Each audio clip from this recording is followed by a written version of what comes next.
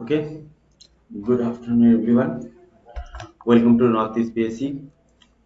मेरा नाम है आयन बनर्जी और आज हम जो पीजीटी मेंस वाला पोर्शन है उसको आगे बढ़ाएंगे।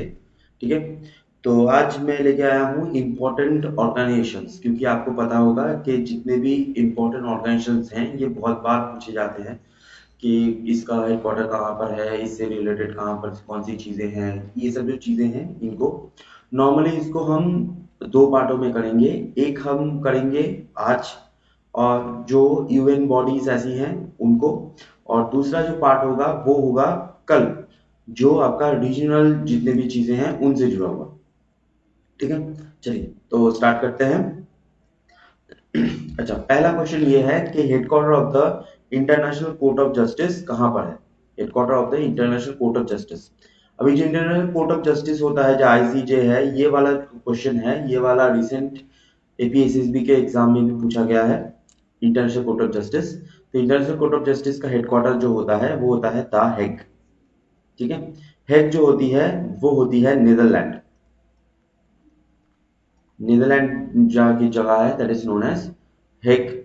तो ये जो नीदरलैंड्स होती है, नीदरलैंड की कैपिटल होती है एम्स्टर्डम। ठीक है, एम्स्टर्डम। चल, एक बार मैं कमेंट भी देख लेता हूँ। ठीक है, सब देख सकते। ओके, चल नेक्स्ट। नेक्स्ट होता है which of the following is not a principal organ of the United state. तो जो यूएन होती हैं, तो यूएन की कुछ बॉडीज होती हैं जो उनको कहा जाता है प्रिंसिपल ऑर्गन्स। जैसे मान लीजिए यूएनजीए, यूएनएससी, ठीक है, यूएनडीपी, या फिर आपका यूनेस्को, तो ये सब होते हैं यूएन के प्रिंसिपल बॉडीज। तो इनमें से कौन सा है जो यूएन के प्रिंसिपल बॉडीज में नहीं आती है। जैसे economic social council, trusteeship council, international court of justice, तो इनमें से कौन सा नहीं आता। तो याद रखिएगा इनमें से कौन नहीं आता, that is ILO. ILO International Labour Organization जो होता है वो इसके मेन प्रिंसिपल ऑर्गन्स में नहीं आता। नेक्स्ट होता है headquarter of the international monetary fund. ये वाला क्वेश्चन बहुत ही कॉमन सा क्वेश्चन है। इंटरनेशनल मॉनिटरी फंड हमारे देश में क्या होता है, ये जो इंटरनेशनल मॉनिटरी फंड होता है, तो यहाँ से बहुत सारे लोन लिया जाता है। हमारा देश नहीं, पूरे वर्ल्ड में सभी लोन लेते हैं। एक होता है इंटरनेशनल मॉनिटरी फंड, एक होता है वर्ल्ड बैंक। ये दोनों जो होती हैं, इन दोनों को कहा जाता है ब्रेटन वुड चाइल्ड। ठीक है, ब्रेटन वुड चाइल्ड। ये ब्रेटन वुड चाइल्ड क्यों बोलते हैं, क्योंकि 1944 में जब सेकेंड वर्ल्ड वॉर खत्म की तरफ था, तो ब्रेटन वुड में, ये जो ब्रेटन वुड जगह है, ब्रेटन वुड यूएसए में होती है, तो यहाँ पर एक कॉन्फ्रेंस हुआ था। और इस कॉन्फ्रेंस से वर्ल्ड बैंक, आईएमएफ, या फिर आपका जो हो सकते हो डब्ल्यूएचओ जो होता है, ये सब क्या होते हैं, ये निकल के आते हैं, तो इसलिए इसको बोलते हैं ब्रेटन वुड चाइल्ड। ठीक है, तो इसका हेडक्वार्टर कहाँ पर होता है, तो आईएमएफ, वर्ल्ड बैंक दोनों का हेडक्वार्टर आपको दिखेगा इन वॉशिंगटन डीसी। ठीक है, हेडक्वार्टर कहाँ पर होगा, headquarter is in Washington DC. चलिए next, World Health Organization. World Health Organization कब होता है, जैसे मैंने अभी कहा ये सब क्या होते हैं, ब्रेटन वुड कॉन्फ्रेंस से आते हैं। तो World Health Organization Second World War के बाद आई थी। ठीक है, जो हु होती है, तो हु का जो स्टैंडर्ड होता है यही हर जगह पर फॉलो किया जाता है इन द मेडिकल प्रैक्टिसेस। तो इसका एस्टैब्लिशमेंट कब होता है, इसका एस्टैब्लिशमेंट होता है इन 1948। ठीक है, 1948। मैक्सिमम जो क्वेश्चंस हैं, मैंने यहाँ पर वो क्वेश्चंस लिए हैं जो ऑलरेडी क्वेश्चंस पूछे जा चुके हैं, या फिर ऐसे क्वेश्चंस हैं जो थोड़े से क्वेश्चन पूछे ऐसे जाते हैं, जो नॉर्मली ऐसे भी पूछे नहीं गए बट पूछे जाने के चांसेस बहुत ज्यादा है। मैं चाहता हूं कि आप लोगों का ओवरऑल हो जाए, ऐसा भी हो जो पहले हो चुका है उनका भी हो जाए, और जो आने वाला है वो उधर भी हो जाए, कि आपको कोई भी चीज मिस ना हो। ठीक है, चलिए तो नेक्स्ट चीज पे जाते हैं। UN general assembly miss regularly in, UN general assembly जो होती है, तो रेगुलरली कहाँ पर मिलती है, तो यहाँ पर जो यूएन जनरल असेंबली होती है, यूएनजीए बोलते हैं। तो यूएनजीए अपना हेडक्वार्टर जो होता है, तो हेडक्वार्टर में ही हर साल मिलेंगे ऑब्वियसली। तो यूएनजीए में टोटल कंट्रीज कितनी हैं, टोटल कंट्रीज होती हैं 196। ठीक है। यहाँ पर टोटल कंट्रीज होती हैं 196, जिसमें से 192 जो है वो परमानेंट मेंबर्स हैं और 4 जो है वो टेम्पोररी मेंबर्स हैं। क्यों? क्योंकि उसको बहुत सारे देश कंसिडर नहीं करते वो देश है। ठीक है। तो हेडक्वार्टर कहाँ पर होता है इसका? इसका हेडक्वार्टर होता है न्यूयॉर्क।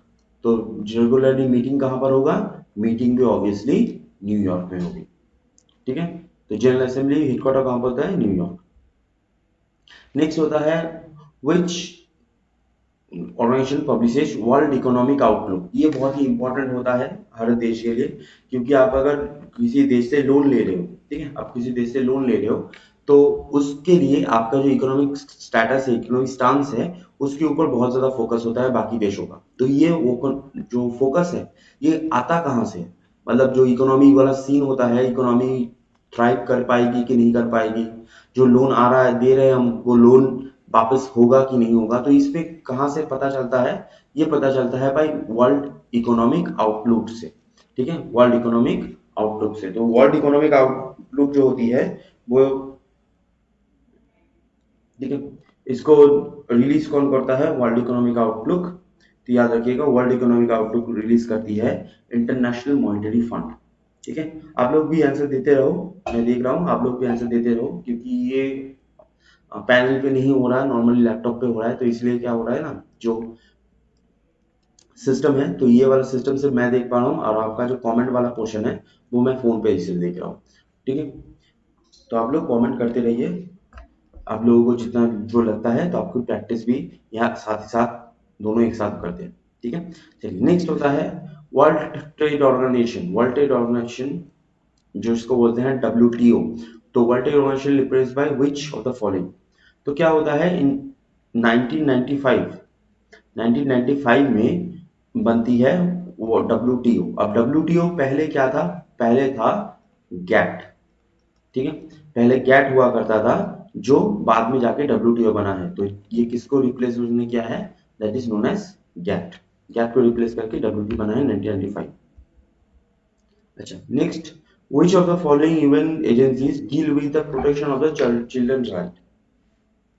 तो जो बच्चे होते हैं, तो बच्चे के जो राइट्स होती हैं, ठीक है, बच्चों की सिर्फ राइट्स की बात नहीं है इधर। इधर मान लीजिए बच्चों का जो ओवरऑल बोल सकते हो कि डेवलपमेंट है, ओवरऑल बेटरमेंट है, जैसे न्यूट्रिशन के मामले में या बाकी चीजों के मामले में, तो जो ओवरऑल सिनेरियो है, उस ओवरऑल सिनेरियो को कौन बेटर करने की कोशिश करता है? तो वो करती है, ठीक है, यूनिसेफ। ठीक है, वो करती है UNICEF, United Nation International Children's Emergency Fund. ठीक है, दैट इज यूनिसेफ। तो चिल्ड्रंस की जब बात होती है तो यूनिसेफ, ह्यूमन राइट्स की बात होती है तो UNHCR, मतलब ह्यूमन राइट्स काउंसिल। ठीक है, ये ह्यूमन राइट्स रेगुलेशन। नेक्स्ट होता है वर्ल्ड बैंक का हेडक्वार्टर कहाँ पर होता है? अब जैसे मैंने कहा कि जो ब्रेटन वुड चाइल्ड है, ठीक है, ब्रेटन वुड चाइल्ड है, तो ब्रेटन वुड जो चाइल्ड है, तो ब्रेटन वुड चाइल्ड दोनों का ही हेडक्वार्टर कहाँ पर था?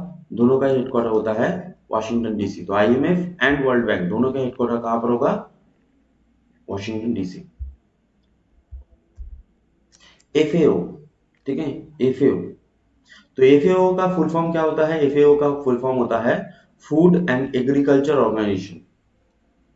ठीक है, फूड एंड एग्रीकल्चर ऑर्गेनाइजेशन। और इसका हेडक्वार्टर जो आपको दिखेगा, तो इसका हेडक्वार्टर कहाँ पर होता है? इसका हेडक्वार्टर होता है रोम। ठीक है, इताली का जो रोम होता है, तो वहां पर उसका हेडक्वार्टर होता है। तो ये FAO कौन सी चीज पे काम करेगा? ऑब्वियसली यहाँ पर फूड एंड एग्रीकल्चर जो स्टैंडर्ड्स होते हैं, वो स्टैंडर्ड्स को मेंटेन करने के लिए काम करता है। अब ये वर्ल्ड में जो स्टैंडर्ड्स होते हैं वो FAO स्टेट करता है, बट हमारे इंडिया में, अगर आप इंडिया में आओ, तो इंडिया में जो स्टैंडर्ड होती है फूड को लेकर, तो वो सेट करती है FSSAI। ठीक है, जिसको हम बोलते हैं फसाई। तो जो फसाई होती है वो हमारे देश में फूड स्टैंडर्ड सेट करती है, पूरे वर्ल्ड में FAO सेट करती है। ठीक है।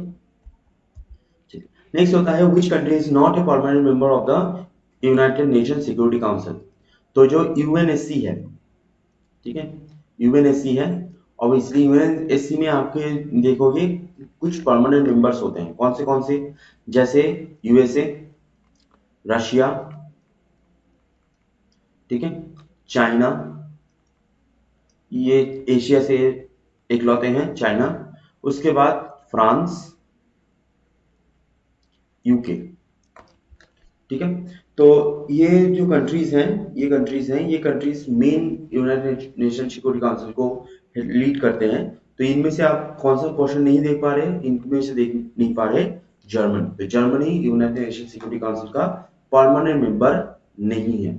लेकिन यहाँ पर बात हो रही है कि एक सीट और बढ़ाया जाएगा, यूनाइटेड नेशन सिक्योरिटी काउंसिल का सीट बढ़ाया जाएगा, जिसमें India, Germany, Italy, Japan, even जो अफ्रीकन कंट्रीज हैं उनमें से भी लिया जाने की बात की जा रही है। ठीक है, अब कब होगा पता नहीं, बट बात तो हो रही है। अच्छा, नेक्स्ट यूनेस्को। यूनेस्को, ठीक है, यूनेस्को की हेडक्वार्टर कहाँ पर होती है? तो यूनेस्को का जो फुल फॉर्म होता है that is United Nation Educational Social Educational Scientific Cultural Organization. Educational, मैं लिख देता हूं, एजुकेशनल, साइंटिफिक, कल्चर। तो ये तीन वर्ड्स याद रखिएगा, एजुकेशनल, साइंटिफिक एंड कल्चर। ये जो तीनों वर्ड्स होते हैं, ये तीनों वर्ड्स यूएन की जो बॉडी होती है जो इसके ऊपर फोकस करती है, तो वो उस बुक इसको कहते हैं हम यूनेस्को। इवन यूनेस्को की जो हेरिटेज साइट होती है, इंडिया में भी बहुत सारी है, तो हेरिटेज साइट जो होती है वो उसके कल्चर रिलेटेड होता है। जैसे अरुणाचल प्रदेश में भी आपको पता होगा कि UNESCO heritage site tentative list में 3 जगह आती है, जैसे जीरो आते हैं, ठीक है, जीरो आता है। तो वैसे ही हेरिटेज साइट यूनेस्को रिलीज करती है। तो इसका हेडक्वार्टर कहाँ पर होता है? इसका हेडक्वार्टर होता है फ्रांस की कैपिटल पेरिस। ठीक है, तो यूनेस्को की क्या होती है headquarter? That is in Paris. Next होता है which agency is responsible for the promoting international monetary cooperation। ठीक है, मॉनेटरी कोऑपरेशन। अब देखो सिंपल सी बात है, जब भी पैसों की बात आती है, ठीक है, मैं एक चीज आपको बोल देता हूं जिससे आप अच्छे से समझ पाओ। मनी, तो दो टाइप के पैसों को दिया जाता है, ठीक है, दो टाइप को पैसों को दिया जाता है। मान लीजिए, एक, अगर आप डेप्ट में हो, ठीक है, या फिर आपके पास बीओपी क्राइसिस है। बीओपी क्राइसिस का मतलब होता है बैलेंस ऑफ पेमेंट क्राइसिस। तो अगर आपके पास डेप्ट में हो या बैलेंस ऑफ पेमेंट क्राइसिस है, तो आपको पैसा देगी आईएमएफ। ठीक है, और अगर मान लीजिए आप कोई इंफ्रास्ट्रक्चर रिलेटेड काम करना चाहते हो, इंफ्रास्ट्रक्चर कुछ भी हो सकता है, ठीक है, ग्रीन प्रोजेक्ट हो सकता है, या फिर आपका ब्राउन प्रोजेक्ट हो सकता है, ग्रीन ब्राउन कुछ भी हो सकता है। तो ये जब प्रोजेक्ट होगा, जब इंफ्रास्ट्रक्चर से रिलेटेड काम होगा, तब आपको पैसा देगा वर्ल्ड बैंक। तो ये दोनों में डिफरेंस होता है आईएमएफ एंड वर्ल्ड बैंक में। आईएमएफ जब डेब्ट होता है सरकार को तब पैसा दिया जाता है, और वर्ल्ड बैंक जब इंफ्रास्ट्रक्चर होता है तब पैसा देते हैं। ठीक है, तो इंटरनेशनल मॉनेटरी कोऑपरेशन कौन करेगा? ऑब्वियसली वर्ल्ड बैंक नहीं करेगा, क्योंकि इंफ्रास्ट्रक्चर रिलेटेड है।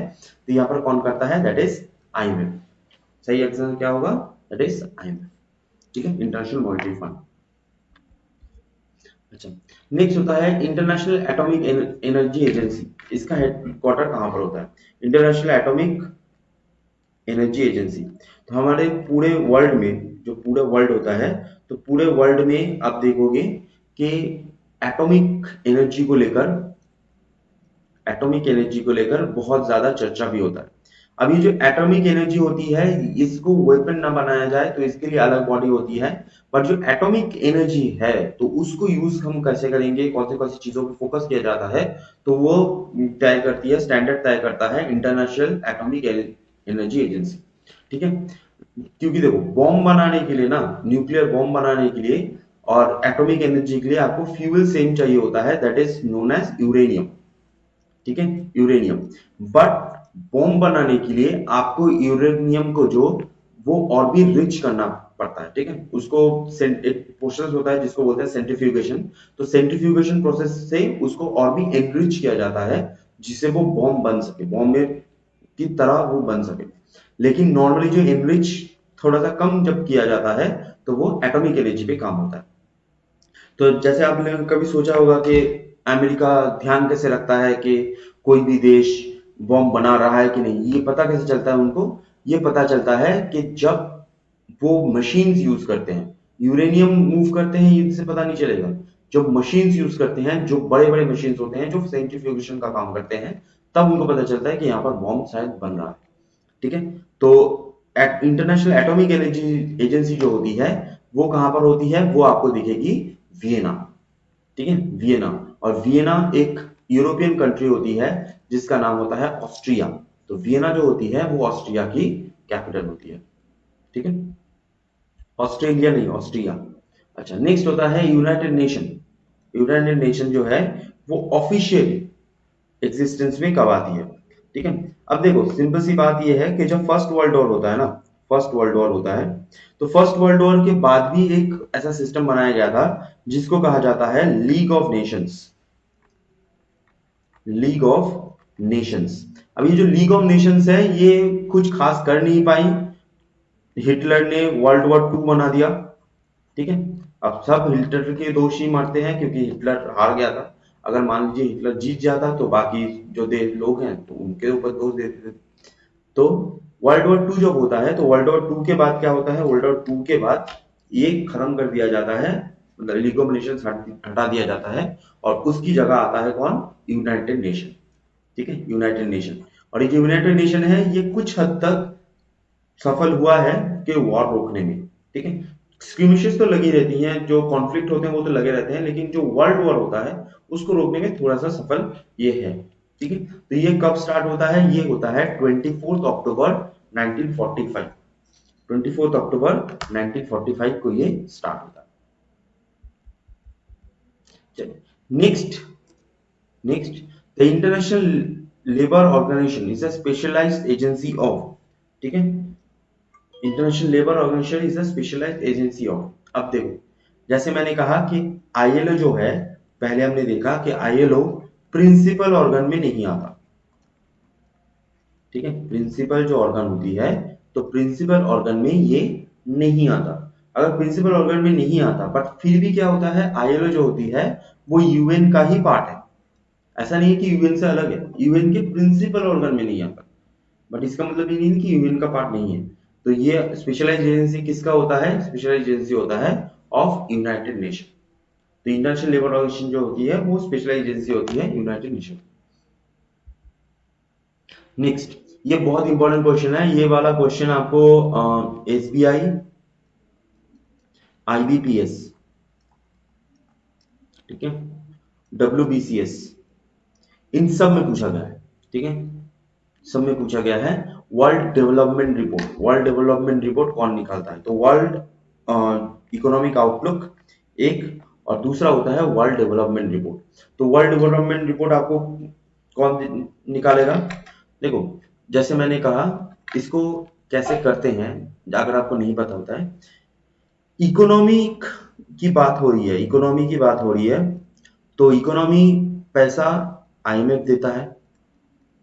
ठीक है, लेकिन यहां पर बात हो रही है डेवलपमेंट की, डेवलपमेंट की बात हो रही है। तो डेवलपमेंट की बात हो रही है, तो डेवलपमेंट कौन करवाता है, डेवलपमेंट हमारे यहाँ पर करवाती है वर्ल्ड बैंक। ठीक है, वर्ल्ड डेवलपमेंट रिपोर्ट कौन निकालता है, वो निकालता है वर्ल्ड बैंक। नेक्स्ट आता है, which UN body elects non permanent members of security council. तो कौन सी बॉडी होती है जो यूएनएससी, यूएनएससी, यूएनएससी में जो 5 परमानेंट मेंबर्स हैं, परमानेंट मेंबर्स हैं, ठीक है, उनको छोड़कर non permanent members, non permanent members को चूज करता है। अब यहां पर एक चीज याद रखिएगा, अभी मैं करंट अफेयर्स से जोड़ के बोल देता हूं। कुछ दिन के बाद क्या होगा ना, कुछ दिन के बाद पाकिस्तान, पाकिस्तान के पास ये ऑप्शन होगा कि वो इसका सेक्रेटरी बने। ठीक है, सेक्रेटरी जनरल वो बने, नॉन परमानेंट मेंबर्स का सेक्रेटरी जनरल वो बने। ठीक है, तो पाकिस्तान के पास ये ऑप्शन रहेगा और पाकिस्तान हमेशा से ऑब्वियसली ऑप्शन चाहता ही है, जिससे वो क्या हो सकता है कि जो कश्मीर का इशू है या फिर जो बाकी बलूचिस्तान का जो इशू है या अफगानिस्तान का इशू है वो कंटिन्यूस रेज करते रहे और ऐसे दिखाते रहे कि पूरे वर्ल्ड में वो सबसे बड़ा विक्टिम है टेररिज्म का। जैसे कुछ दिन पहले दिल्ली का ब्लास्ट जो हुआ, तो दिल्ली का ब्लास्ट होने के बाद ही इस्लामाबाद जो पाकिस्तान की कैपिटल होती है, तो वहां पर जो कोर्ट होता है, तो डिस्ट्रिक्ट कोर्ट्स, तो डिस्ट्रिक्ट कोर्ट के बाहर एक और ब्लास्ट हुआ, जिसमें से बहुत सारे लोग मारे गए। अब ये पाकिस्तान में हुआ, तो ये बहुत सारे जो एनालिसिस्ट हैं तो ये बोल रहे हैं कि ये जो पाकिस्तान में ब्लास्ट हुआ, ये ब्लास्ट इसलिए करवाया गया है जिससे लोगों का ध्यान इंडियन जो ब्लास्ट है वो से थोड़ा सा हटे, और पाकिस्तान को ब्लेम ना करे वो लोग कि पाकिस्तान से हुआ है। अब हमारे देश में चाइना तो ब्लास्ट करवाने आएगा नहीं, बांग्लादेश की उतनी पावर है नहीं, बचा कौन? बस समझ जाओ। ठीक है, तो नॉन परमानेंट मेंबर्स को कौन सिलेक्ट करता है? नॉन परमानेंट मेंबर्स को सिलेक्ट करता है जनरल असेंबली। ठीक है, नेक्स्ट, यूनाइटेड नेशन का मेंबर कब बना? India becomes United nation member. ठीक है, कब बना? अब इंडिया यूनाइटेड नेशन का मेंबर कब बनता है? ये याद रखिएगा, इंडिया जो होती है, इंडिया आजाद होता है 1947, लेकिन 1947 से पहले ही वो यूनाइटेड नेशन का मेंबर था। ठीक है, इंडियन जो होता है वो पहले जब यूनाइटेड नेशन का मेंबर था तो वो ब्रिटिश इंडिया था। ठीक है, ब्रिटिश इंडिया, तब इसका नाम था ब्रिटिश इंडिया। यूके वाला जो क्वेश्चन है, ब्रिटेन वाला जो क्वेश्चन है, वो तो अलग, वो तो मेंबर है ही है, उसको छोड़ के वो था ब्रिटिश इंडिया। तो ब्रिटिश इंडिया में यूनाइटेड नेशन कब में आ जाता है? एकदम स्टार्टिंग में ही, 1945। तो जब स्टार्टिंग होता है, स्टार्टिंग में ही ब्रिटेन ब्रिटिश इंडिया को उसमें ऐड करवा देता है। एंड ये भी कहा जाता है 1949 के आसपास, 49 के आसपास ब्रिटेन जवाहरलाल नेहरू को ये प्रस्ताव भी देता है। ठीक है, प्रस्ताव भी देता है कि आप यूनाइटेड नेशन सिक्योरिटी काउंसिल का मेंबर भी बनिए। बट उस समय जवाहरलाल नेहरू जी हैं, इंडिया की जो हालत थी वो ऐसे सिक्योरिटी काउंसिल को मेंबर्स बनने के लिए नहीं थी, क्योंकि सिक्योरिटी काउंसिल का मेंबर अगर बनोगे तो आपको बहुत कुछ कंट्रीब्यूट करना पड़ेगा। उस समय इंडिया को इतना बुरी हालत में ब्रिटिशर्स ने छोड़ा था कि वहां पर खाने की चीज नहीं है, खाने को पैसा नहीं है, तो आप उस जो रिसोर्सेज है पूरा का पूरा आप बाकी मेन चीजों पे फोकस करना चाहते हो, ना कि उसमें। तो इसी वजह से क्या होता है, वो ये चीज नहीं लेते और जो सीट है वो शिफ्ट कर देते हैं टू चाइना। तो चाइना तब से यूनाइटेड नेशन सिक्योरिटी काउंसिल का परमानेंट मेंबर बन जाता है। नेक्स्ट होता है universal declaration of human rights. Universal declaration of human rights ये कब होता है? ये थोड़ा सा टफ क्वेश्चन है, ये मैंने थोड़ा सा एसएससी के हाई लेवल क्वेश्चन से लिया गया है। ठीक है, मिनिस्ट्रियल पोस्ट होती है उनसे लिया है मैंने। तो ये कब होता है? ये होता है 1948। ठीक है, इतना टफ नहीं पूछा जाएगा, लेकिन अगर पूछा जाए फिर भी आप लोग तैयार होंगे। डिक्लेरेशन ऑफ ह्यूमन राइट्स होता है 1948।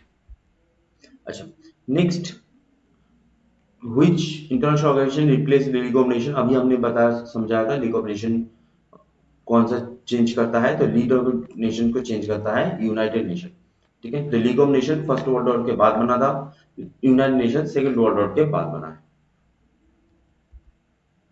नेक्स्ट होता है which organization deals with global trade rules and dispute settlements? तो ग्लोबल ग्लोबल ट्रेड रूल्स जो होते हैं ये करता है कौन है? डब्ल्यूटीओ।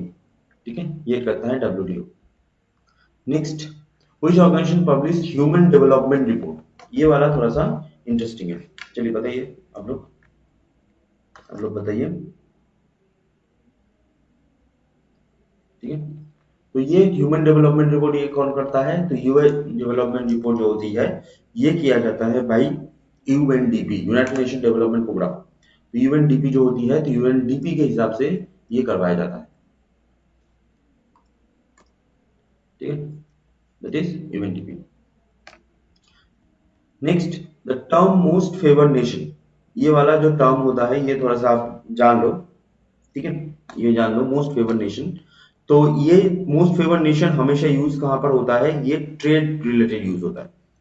ठीक है, ट्रेड रिलेटेड यूज होता है। जब आप इकोनॉमिक्स पढ़ोगे तो इकोनॉमिक्स में जब ट्रेड हम पढ़ते हैं तो यहाँ पर ये वर्ड आता है मोस्ट फेवर्ड नेशन। तो most favoured nation trade related होता है, तो यहाँ पर ट्रेड कौन करता है? सॉरी, यहाँ पर ट्रेड करता है डब्ल्यूटीओ। तो मोस्ट फेवर्ड नेशन किसके नाम पे आता है, कौन सी जगह पर आता है? ये डब्ल्यूटीओ से। ठीक है, next, which of the following is the main judicial organ of the United nation? ये ऑलरेडी हम देख चुके हैं। ठीक है, देख चुके हैं, इंटरनेशनल कोर्ट ऑफ जस्टिस। ये आपको लग रहा है कि बार बार सेम सवाल घूम के क्यों आ रहा है, ये प्रीवियस ईयर्स क्वेश्चन पेपर्स हैं, तो इसी वजह से मैंने लिया है, तो यहाँ पर थोड़ा सा घूम घूम के आ रहा है। नेक्स्ट होता है, ठीक है, नेक्स्ट होता है which of the following organization known as world bank of reconstruction of development. ठीक है, अच्छा यहाँ पर एक चीज यहाँ पर मैं मेंशन कर दूं, ये वाला जो पोर्शन है, ठीक है, ये वाला जो पोर्शन है, ये वाला वर्ल्ड वर्ल्ड में हटा दो। तो अगर आपको पूछा जाए, मैं ऑप्शन बता देता हूँ, ऑप्शन है वर्ल्ड बैंक।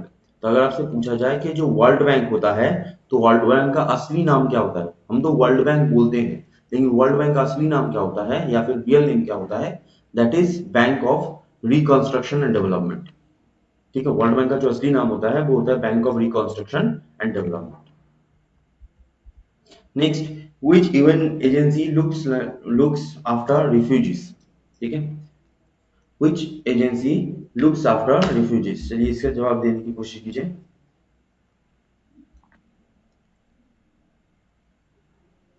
ठीक है, तो रिफ्यूजीज के लिए कौन होता है, ठीक है, रिफ्यूजीज के लिए कौन होता है, that is known as UNHCR.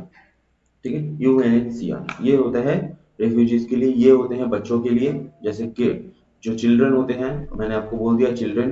ये यूनेस्को जो होता है, यूनेस्को आपको पता होगा, यूनेस्को किसके लिए होता है, for educational, scientific and cultural के ऊपर। और टीपी जो होती है वो डेवलपमेंट के लिए होता है, डेवलपमेंट प्रोग्राम्स के लिए। नेक्स्ट होता है the main function of the World Meteorological Organization. तो वर्ल्ड मेट्रोलॉजिकल, ये जब भी वर्ड आता है मेट्रोलॉजिकल, तो मेट्रोलॉजी हमेशा किसके साथ रिलेटेड होती है, वो रिलेटेड होती है with climate and weather, with climate and weather. तो इस क्लाइमेट एंड वेदर के साथ रिलेटेड होती है, तो that is whether and climate. Next होता है the first secretary general of United nation. ये वाला जो क्वेश्चन जो है थोड़ा सा टफ है, ऑब्वियसली थोड़ा सा टफ है, कि फर्स्ट सिक्योरिटी जनरल कौन था, एसडी फर्स्ट कौन था। तो इनका नाम होता है ट्रैगली। ठीक है, ट्रैगली। तो फर्स्ट सिक्योरिटी जनरल जो होता है उनका नाम होता है ट्रैगली। अच्छा, अभी जो होते हैं, ठीक है, अभी जो सिक्योरिटी जनरल होते हैं यूनाइटेड नेशन के, उनका नाम होता है, ये वाला क्वेश्चन भी पूछा गया था रिसेंट ईयर्स में, और जो 2024 के सीएचएसएल में भी पूछा गया है। तो इसका सिक्योरिटी जनरल अभी कौन है, अभी होते हैं,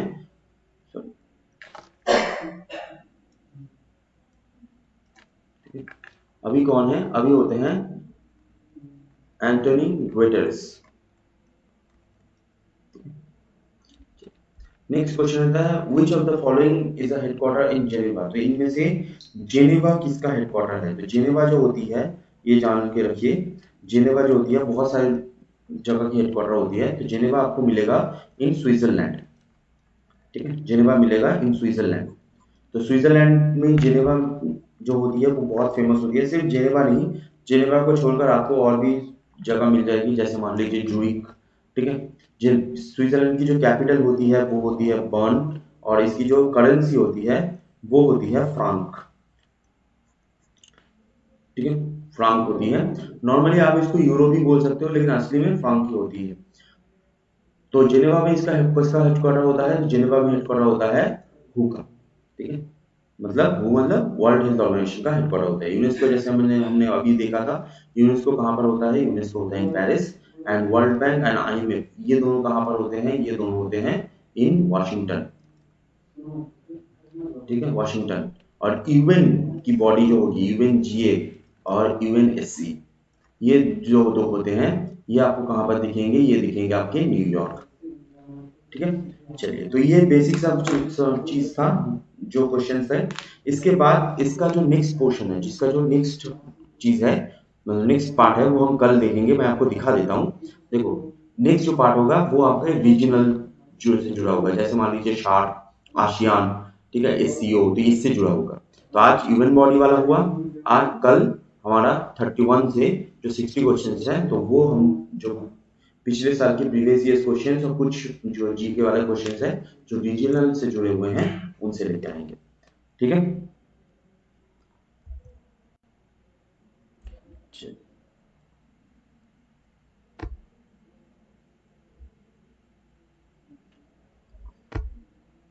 अच्छा, चलिए आज इतना ही रखते हैं। Thank you so much. कल मिलते हैं।